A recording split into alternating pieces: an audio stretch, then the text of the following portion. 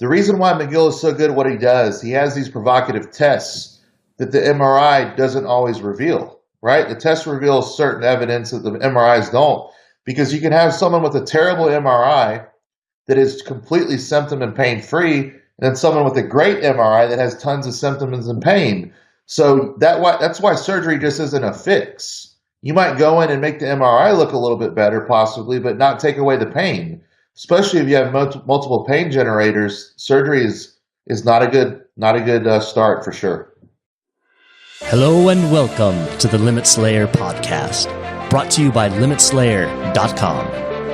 I'm your host, Nick Ritchie, here to help you look, feel, and perform better than ever, so you can unleash your potential, become your best possible self, and discover life without limits. We're joined today by special guest Brian Carroll for episode 152 of the Limit Slayer podcast. Brian is a world champion powerlifter who went from daily debilitating back pain with 2 crushed vertebrae to becoming pain-free and squatting over 1,100 pounds in competition.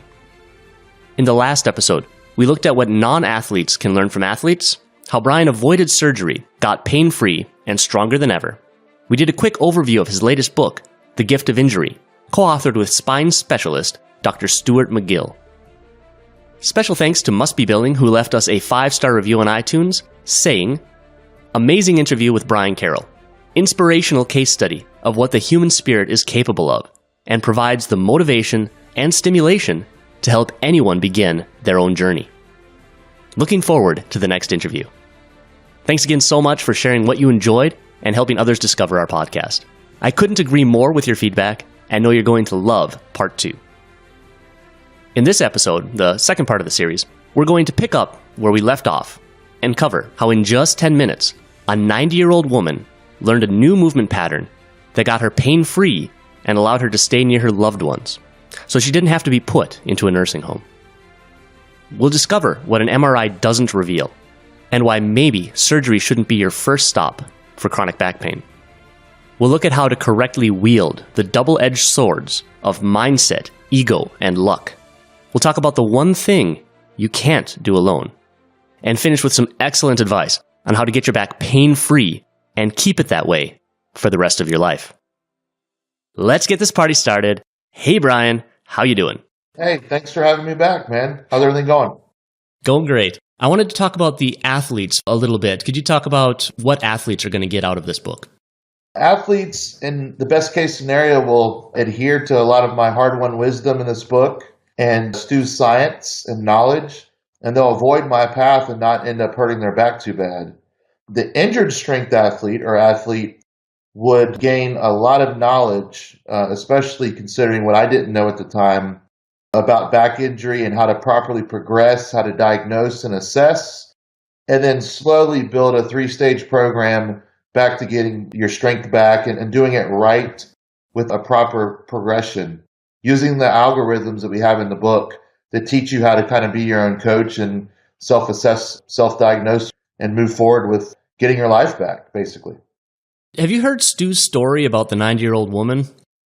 Yes. Yes. Okay. Would you like me to share that, or would you like to share that with our audience? Because I think for the non-lifter, it's just an excellent story about how this stuff is just incredibly relevant at any age. Yeah, share that, and then I'll add on to it about how it applies to stuff around the house like you're going to talk about here. Perfect. So Stu shares a story in one of his interviews about this 90-year-old woman. I believe he was at like a physiotherapist conference, and they had this lady who had terrible back pain to the point where she couldn't sit down and get up off the toilet. So they were thinking of moving her to a nursing home. You know, it's one of those terrible things that we all have to think about facing. You know, it's like you got your community, you got your family, all that stuff, and then you got to uproot all that stuff, go being taken care of by somebody else, and really kind of just lose a lot of freedom in the process. So he gets this lady up on stage, does his assessment, kind of like he talks about in the book, and then basically teaches her some powerlifting 101. How do we do the hip hinge? How do we brace the abs? How do we breathe properly? And then he had her sitting down and standing up off the chair without pain within a few minutes. Just basic powerlifting 101. Again, she's not, deadlifting 3 times her body weight. She's just learning how to do the basic movements that most of these physios and stuff have no idea how to do properly. And then the final result is she gets to stay in her home.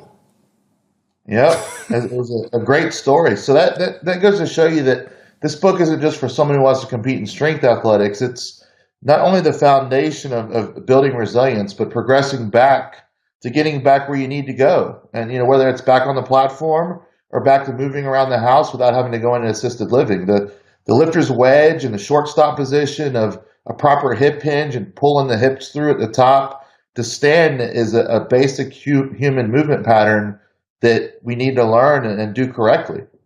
And gets corrupted if there's a lot of pain. Yes, just like lifting form, basic movement patterns get corrupted when there's pain because we go around the pain and a lot of the time it ends up looking really goofy. And unfortunately, that pattern gets ingrained, good, bad, or worse, and it sticks with you and you have to break that pattern. And a lot of what happened with me was having to relearn the basic moves as well. Yeah, we'll get into that a little bit more too and how you relearn the movements because just a little foreshadowing, if you're stretching your hips out, that doesn't mean that you're going to be able to use that new mobility in your movements necessarily. Right. So, but let's get back to where we left off. We were talking. You mentioned people doing some silly stuff in the gym, and then I raised the idea of SEAL Pilates on the ground, which I believe was a Dave Tate comment. Could you tell us a little bit about that? Yeah. So I was at a weekend conference where a bunch of big names were lifting at. And we were doing some coaching and some speaking, and it was a cool weekend. And I remember Dave making a comment about my McGill Big 3 that I was doing. He was joking, but and then he actually was wrapping up the weekend. He had the microphone and made a joke about it because I wasn't lifting. I was adhering to my rehab protocol. And he, remarked that, I think this story ends with a very good ending. With that said, so. It goes to show you that, while I was there with a bunch of lifters, it would have been very easy for me if I wasn't locked in on my goal to go and lift just because of my ego. No matter if people were picking on me or making fun of me or making light of it, the people who knew the deal, like Dave, knew that I was putting the work in and it was going to end up in a lot better place than most people realized. I couldn't agree more. It was, it's such a good visual though. Like when I see people on the ground doing stuff, like when I'm doing the McGill thing, it kind of, if SEALs were doing Pilates, that's kind of what it would look like. And I was a big guy, so it was fitting. So in the previous episode, we talked a little bit about your injury in case somebody's just joining us. You had a fractured disc and a split disc. And we talked a bit about the recovery process. And the first part was basically get out of pain. And the second part was, chase performance. So let's kind of go into those a little bit more now. To get out of the pain, we talked a bit about pain corrupts. And for the injury, I just wanted to quote Stu real quickly here, which is, the tissue damage was substantial, one of the nastiest fractured I had seen in my career. And this is a guy who sees a lot of damage, right? Right. And how he had been continuing to compete and train was beyond me. But he's a superb athlete with obvious talent whose lifting had been corrupted by his effort to compensate for his injury. So talk a little bit about the causes of the pain and maybe a bit about, Stu said the majority of clinicians have never been trained to perform the type of assessment that he was doing on you. A little bit about that process. Yeah, so I obviously had a very bad back injury. L5 was crushed and my sacrum was split and I had no disc that existed between L4, L5, L5S1. And the deal with that was a lot of my movement patterns that I was doing day to day was actually perpetuating that injury. And it was one of those things where they had to be relearned and it was a process. We saw the MRs. We knew that I was jacked up when we got to the lab clinic, but he does a very provocative testing that not just anyone knows how to do. He can do tests to see if you're flexion intolerant, extension intolerant, compression intolerant, and we did those for a couple hours, and they corroborated what he saw in the MR, the nerve roots and everything. And this is from 30 years of him being in the lab, understanding the causes of pain, the injury mechanism, and how to reprogram to move around that pain. So Once we did that, it was as simple as not doing those movements. And for me, that was flexion and compression 24 hours a day. I was being really bad to my body. So once I realized that, I immediately changed my posture that day. So it was a big deal, but not just anyone can perform that kind of an assessment, like he can to identify those pain triggers and how to move around the pain. And I had to bite my lip there. You said hours of assessment? Yeah. Yeah, we did stuff in the clinic for hours there. He had me laying prone, supine. He would test my hips, test my test my sacral area, my lumbar area, my cervical area, my thoracic area. He test. We did all kinds of tests. So a little different than the 20-minute you need spine surgery appointment. Yes. So we did a test, and I thought I had something wrong with my hips too, but he said, no, your hips are fine. You're just going into flexion under load under the squat, getting some butt wink, and that's what is causing you pain. Your hips are fine. You're just getting some neural referral there, causing you a little bit of flare up and tingling. Gotcha. I had a high level physio actually say that if there was no pain, the butt wink is actually okay. But there's a whole lot of different stuff going on about butt wink. Could you maybe go on that for just a minute? Yeah. So Stu says that he won't argue with people about butt wink. He says he didn't argue with the kids on the internet about butt wink. They don't understand the biological processes and what it takes to maintain a healthy, resilient spine. And so that movement under load, that bending, the sacral rolling or the pelvis rolling, whatever you want to call it, under load eventually will cause discs to delaminate. So, and issues to microfractures will end up creating macrofractures and so on and so forth. But Stu would be able to explain the science better than that, but it doesn't make good use of your depth either. If you're trying to squat deeper and you're tucking in and your knees are shooting forward, that's inefficient as well. Yeah, and when it does come to arguing with the kiddies on the internet, I kind of like the argument from authority in this one, which it's a logical fallacy, but at the same time, like a high level physio, I'm sure who's excellent at their job, versus a spine specialist talking about the spine. I tend to go with the spine specialist on this one.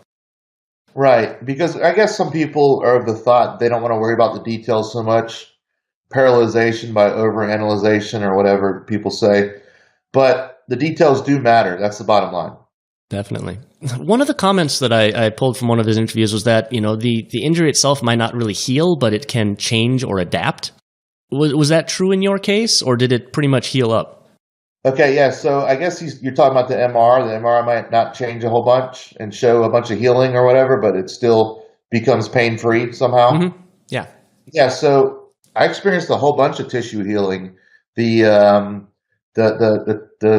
proof's in the pudding there in section 1 when they showed my before from 4.5 years ago and my after from July 2017. You see discs remolded that didn't exist before, remodeled. You see bone that remolded and filled back out. My sacrum isn't fractured anymore. L5 actually looks like a normal L5 vertebra. The coolest thing is I have discs where I didn't have them before. They're completely flattened and crushed. So this doesn't just prove that the process works, but keep in mind that during this time I took over 51,000 plus pound squats in this time, in those 4 years since the first MRI. So it wasn't like, okay, I retired from any kind of heavy lifting. I only invested in my body. I didn't pull anything out. I moved well. I didn't lift any heavy weight. And all I did was walk in McGill Big 3 and general fitness exercise and look at my spine. No, I actually pushed the human potential once again, and still my MRI changed that much. Yeah, when I saw that, that just floored me, because it reminded me of like the fake weight loss where like the people will be really fat, or they'll start off skinny, they'll take their after picture and then they'll bulk up for the before picture. Yeah. It's almost like you had like this nice, beautiful spine that then you decided to just beat the shit out of for the before picture. And obviously it's the opposite way around, but it's really impressive what happened to your back there. Thank you. And there's another thing too. So the reason why McGill is so good at what he does, he has these provocative tests that the MRI doesn't always reveal, right? The test reveals certain evidence that the MRIs don't. because you can have someone with a terrible MRI that is completely symptom and pain free, and then someone with a great MRI that has tons of symptoms and pain. So that's why surgery just isn't a fix. You might go in and make the MRI look a little bit better, possibly, but not take away the pain. Especially if you have multiple pain generators, surgery is not a good start for sure.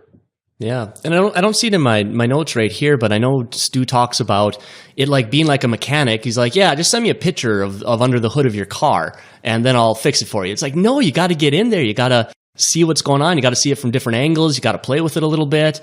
You can't just look at a picture and know what the problem is. You might have an idea or see something that might break in the future, but that's definitely not the whole story. And I really liked how he went through the diagnosis first and then looked at the picture for more details. Yep. The second part was chasing performance a bit. So you kind of found what the problem was. You built your training around it. You built a strong foundation. And you made progress while avoiding setbacks. And we mentioned ego a bit, but I really would like to delve into the depth a bit more about ego, the good, the bad, and the ugly, if we could. Yeah. So the first phase of getting out of pain just consisted of walking and stabilizing the core and getting rid of the pain. A lot of walking, a lot of McGill Big 3. The biggest thing with ego is this. I had to have enough ego to not be scared of the loads that I had lifted and to expect to get better. But also, ego also caused me problems and didn't make me back off before I was in the sorry state that I was. So I needed to harness that ego, right? So harnessing the ego meant putting that much effort into what I was told to do and nothing more, nothing less, and knowing to trust the process that I would return back to lifting. So ego is a double-edged sword. You know, for some people, it's what helps them be successful. It also helps them fail. So I think being self-aware is key, and understanding that sometimes it's better to back off and not push so hard, and understand that maybe your ego isn't going to get stroked, as much doing walking and core work versus squatting 1,200 pounds. But understand you need to think long term.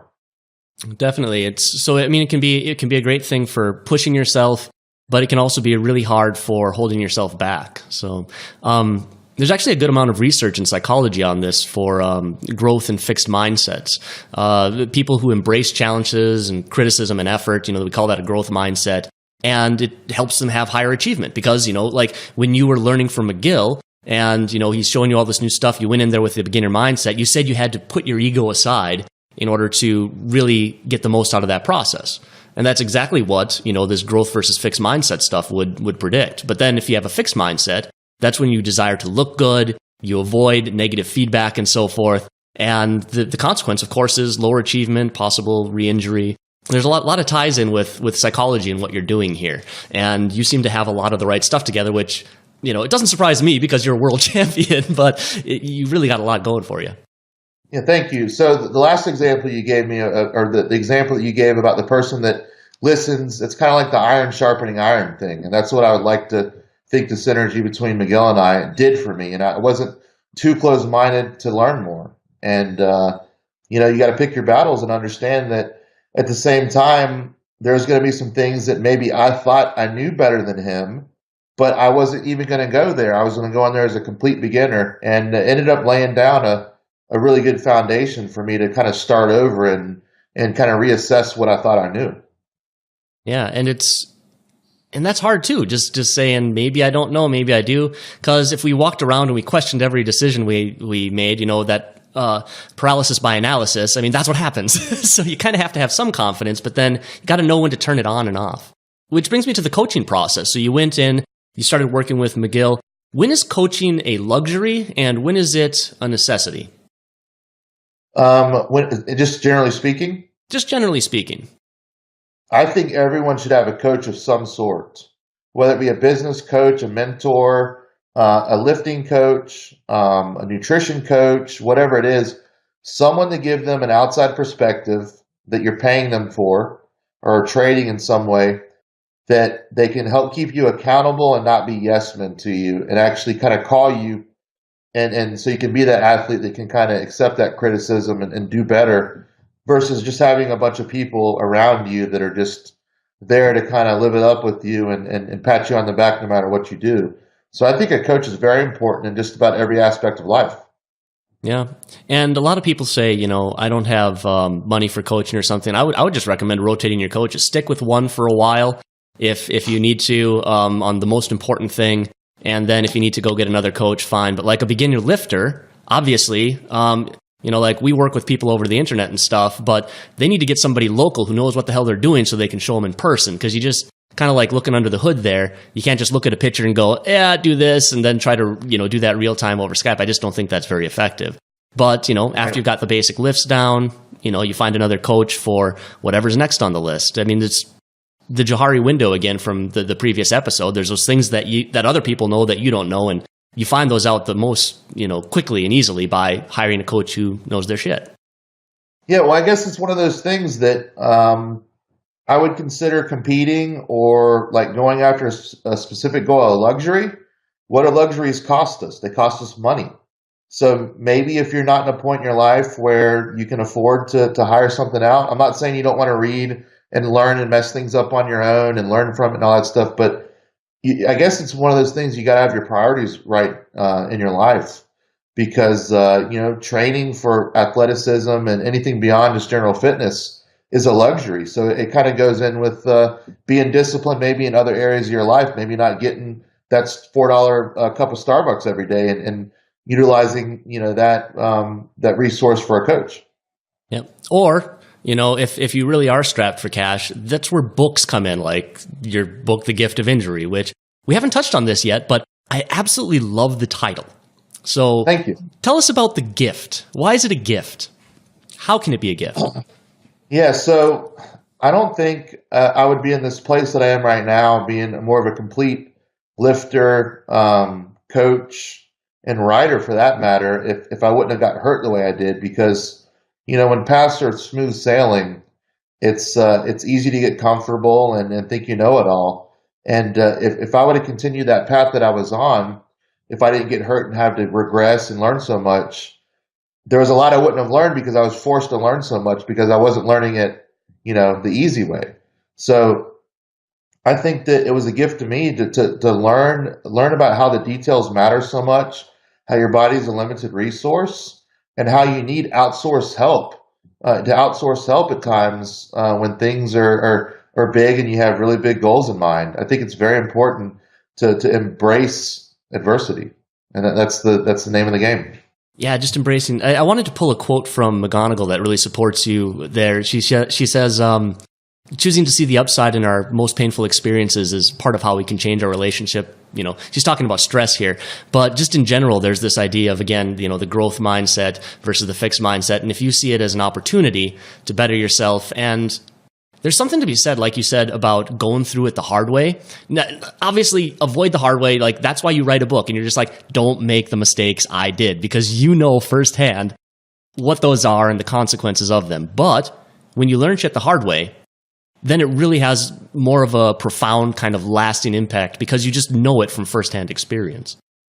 Yeah, I think that pain grooves a deeper groove in our brain.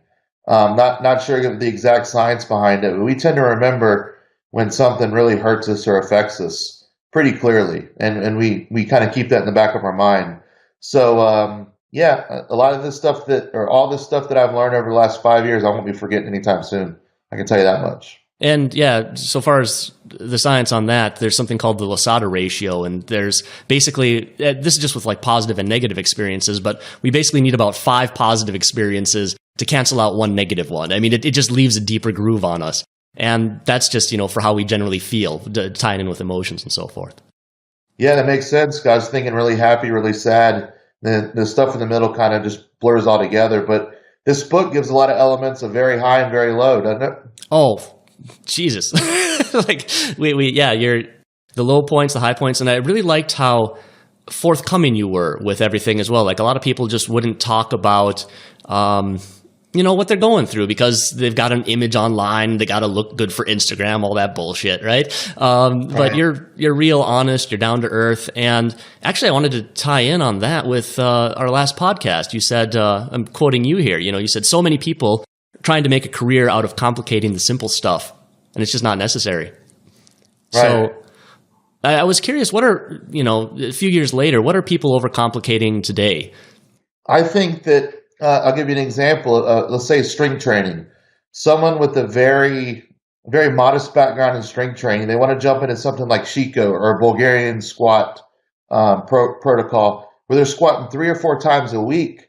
For what? And then, of course, you have people lining up to sell it to this people that, you've got to build load tolerance, over time. And loading a barbell on your back 3 or 4 times a week for a beginner could be a death sentence and end up putting them in a situation like I was, but way sooner without being nearly as strong as I was.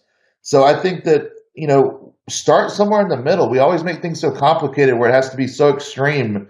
We got to squat 4 days a week and no rest and no this and no that. Well, why don't we start very simple? And if it works, like the way I trained in high school was very simple, and as I needed to get it more complex, I added more things and learned and moved forward with it. But always start simple. You don't need to be squatting 3 or 4 days a week or benching. Some of these programs have people bench squatting and deadlifting 3 days a week. And for a beginner, I don't think that's necessary. Yeah, I mean, even if you're a pro doing that, it takes a hell of a toll on the body.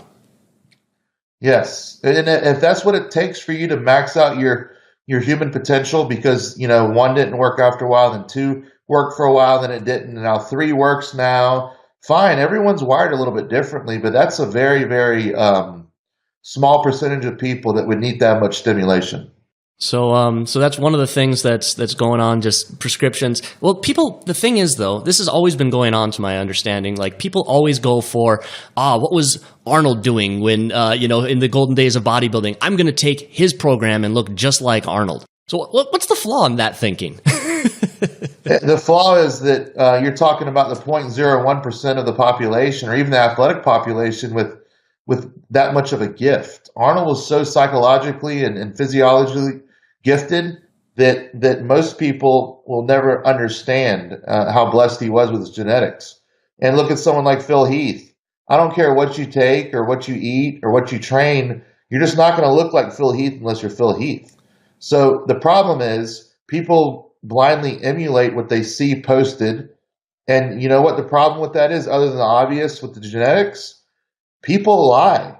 People lie. There's fake weights, there's fake diets, and there's fake everything Photoshop that you see on the internet, and they're being lied to sell a product to them. And unfortunately, they're giving them false hope. Yeah, which is another one of the reasons why I'm so happy you're here with us today, because your story is genuine and it's inspirational, I think, in the best of ways because of what you've done. And there's no faking your MRI. Well, I mean, you could Photoshop that, I suppose, but like the results that you are able to squat 1,100 pounds again shows us that that was not faked. You wouldn't be supporting that, right? Yeah, I probably would have been in big trouble around 400 pounds if nothing changed. But no, nonetheless, it's we got lucky in a lot of things too, man. Luck plays a lot. It's a big factor. You do the right things, you're in the right place at the right time, you're doing the right things, luck tends to find you. And I think we got lucky with the situation, but there was a lot of absolutes that we controlled. Yeah, luck favors the prepared as well, right? So you were doing a lot of the right things. Exactly. One of the things that was said was, make sure you have minimal strength for health and longevity. What is minimal strength in your mind? Well, it's going to depend if they're trying to be a power lifter or an athlete or everyday person, but just the basics, being able to do a body weight squat, being able to have a good hand grip where you're not dropping everything, or, you're not progressing too fast on the deadlift and having to use straps before your grip's ready to pick up what your back can hold. So the minimal basic things, being able to balance on one leg. If you can't balance on one leg or stand on one leg, then you probably shouldn't be loading a barbell up to squat. So just the little things. You can't do a push-up, then you probably shouldn't be doing a bench press. So just the little things like that I consider the minimal strength. And then if you're trying to be a power lifter, of course, it's a couple of deviations beyond that. Okay. So for the absolute beginners, I mean, I remember Chris used to always start them off with, like, for squatting, he wouldn't just have them get under a bar, he'd have them do a goblet squat. make sure that their feet were in the right place and all that. And you talk about that in the book, and you have some really nice progressions. So I was really, really happy to see that. Yeah, basics. It's all about the basics. And if you can't do a goblet squat or a bodyweight squat correctly, you put the barbell on there, and then you have the thoracic spine mobilization involved. Then you got all kinds of stuff to worry about. So the basics: rooting into the floor, hip hinging, rhomboid squeeze, chest down, locking the lats in, and keeping a nice neutral spine and neutral head position. And once you can master that, if you're a beginner, then think about progressing to a barbell squat. And McGill, playing on that, kind of like the next step, so we have this absolute beginners. McGill says you got to earn the straps. Tell us a little bit about straps and grip work and your experience with the hook grip. Okay, good question. To me, straps should never be used unless you're a competitive strongman or you're trying to do some overload sets. And that's, again, it's down the road a little bit from a beginner. What you don't want to do, and I kind of hit on this earlier, is make your grip so weak or your back strength so much stronger than your grip that it's a mismatch, and that can lead to injury too. So everything starts with grip, being able to bend the bar and solidify a nice starting point, gripping the floor with your feet, gripping the floor with your bar. And then once you've mastered the technique and you've lifted, good amounts of weight consistently, and you want to overload on occasion, then you can earn the straps, but not just simply because someone's hands are weak or soft. Do you just let them put straps on the bar right away and then let them move forward? Now, the person who's really mastered their grip would be someone who hooks Olympic style or hook grip, where they kind of tuck their thumb under the bar and wrap their fingers around it. And those that can do that with longer fingers and less fat hands, they claim to have an ironclad vice that basically they say they never drop a deadlift. So it's painful. A lot of the pressure goes on your thumbs. You have to build up the tolerance. But those that can do it on the deadlift have a little bit of a leverage advantage because they can get their chest up a little bit higher without an over-under grip, and they're not as likely to tear a bicep. And of course, you have the developmental issues with the back. When you have one arm that's pulling the weight up a little bit higher, the musculature of the back is going to develop a little bit different too. Yeah, this is something where I kind of wish that I wouldn't have, like, my natural lift is the deadlift. That's where I excel. So I was deadlifting close to 600 pounds pretty quickly, whereas my bench press is still just absolute shit. So that's just how my levers work. But I definitely experienced the twirling a little bit. Like you just naturally, when you get to those heavy lifts, you want to rotate, which is not good for your spine. It feels like shit if you go a little too much on that. And I've tried the hook grip as you have, and you said it didn't really work for you. It didn't really work for me either, but I think I might have been a little too aggressive with it. It's very painful. Those that advise it say not to pull reps with it at first. And a lot of people that pull over-under start to helicopter. And it's not just the back you worry about either. People tear pecs and biceps when they let the bar get out in front of them, especially in that underhand as it kicks out. I've had days where my chest has been super sore after deadlift days. Oh, yeah. The next one is getting into what McGill called strength wisdom, which from like the West Side viewpoint, it's more like the chaotic stuff, like the bouncy bench. You've got the bamboo barbell. You've got bands with kettlebells and stuff on that. Could you tell us a little bit more about the strength wisdom that McGill mentioned and why it matters? Yeah, so you want to be, we talk about training for chaos and being ready for anything. Having an asymmetric load, whether it be a carry or loaded on a barbell or a bamboo bar bench, or you can even take it a step further and do a bamboo bar bench and only load one side. This teaches you stability. And this is, a mind-muscle connection of being very tight and locked in under load no matter what happens. And this could translate many different ways. One example could be not just for your stability, but what happens if someone accidentally bumps your barbell when they're walking by you in the health club. If you're not ready for something like that or any kind of stability, you could end up falling off the bench, tearing your pec off, bar go on your throat, whatever it may be. But if you're used to having to stabilize at all times, you could be ready for something like that. And we can talk about a heavy load where someone's maxing out and they start to get a little shifty with it. Having that strength, wisdom to balance back out and stabilize could be the difference in not just making the lift, but from tweaking a tissue. Now, I don't remember from 1020 Life if you talked about the strength wisdom, but when would you recommend them people start incorporating that into their training? Whether, I mean, maybe with some very light loads, or which implements would you recommend, and when do they start putting that into their programming? I would recommend anyone that wants to be more than just the basic fitness that trains 2 days a week. Anyone that wants to be more of an athlete and look like one, start off with some suitcase carries. That would be the one I'd have everyone start with. And that's just simply carrying a kettlebell or a dumbbell on one side and walking really fast but controlled with it, and switching sides and developing that stability. Another way of doing it would be the next step up from there would be a bottoms up kettlebell walk. That's more strength wisdom.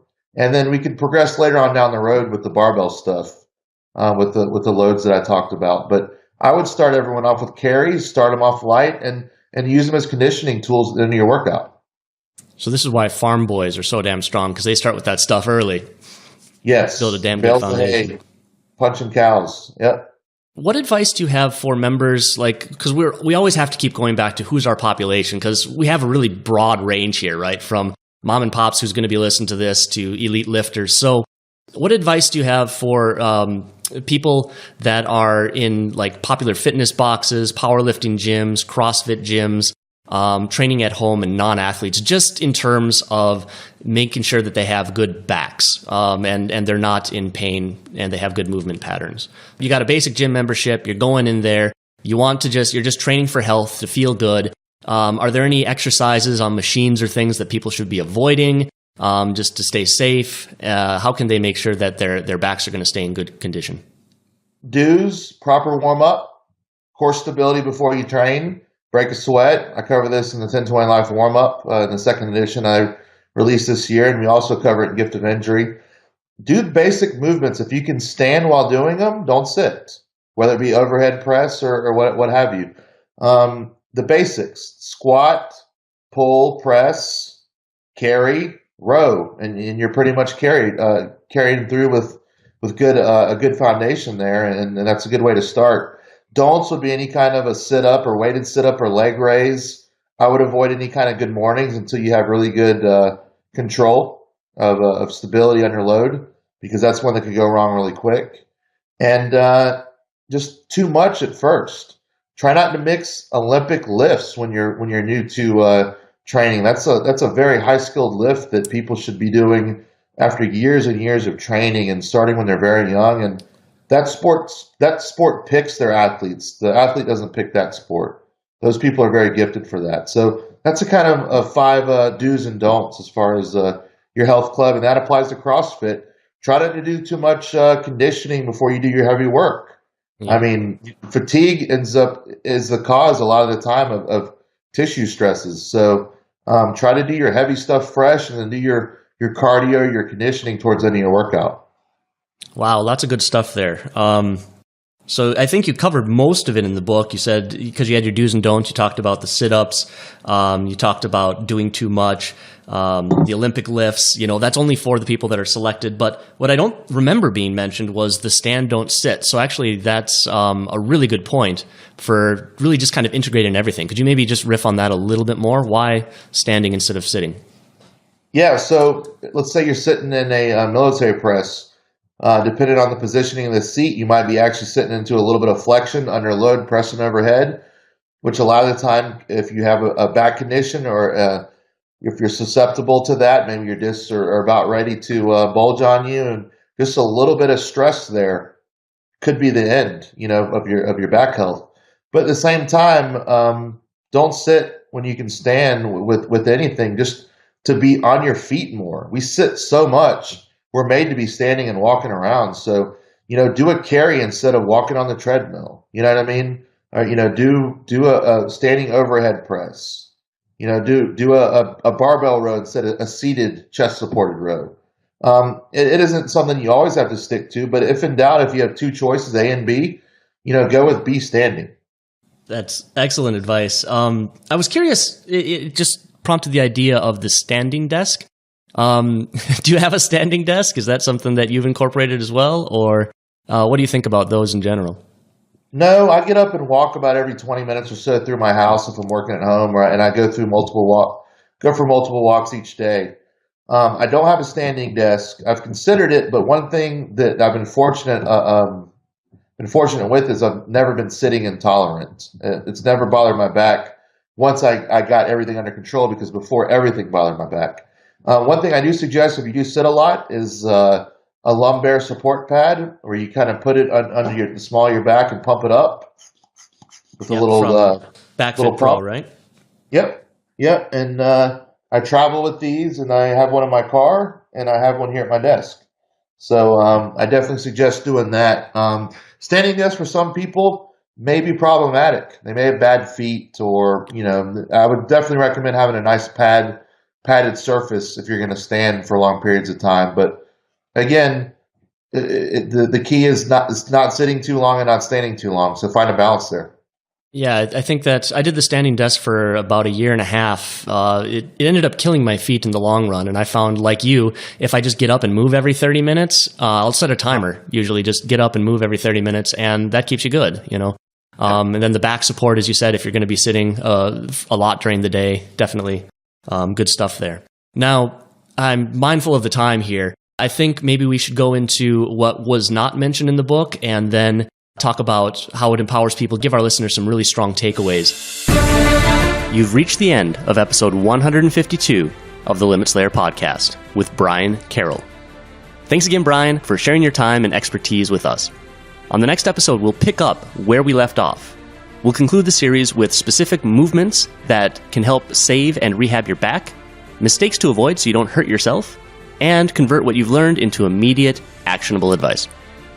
You can find the transcript of our interview, links to Brian's other podcasts, products, and resources, my one-page summary of the gift of injury, and more at limitslayer.com/Brian Carroll.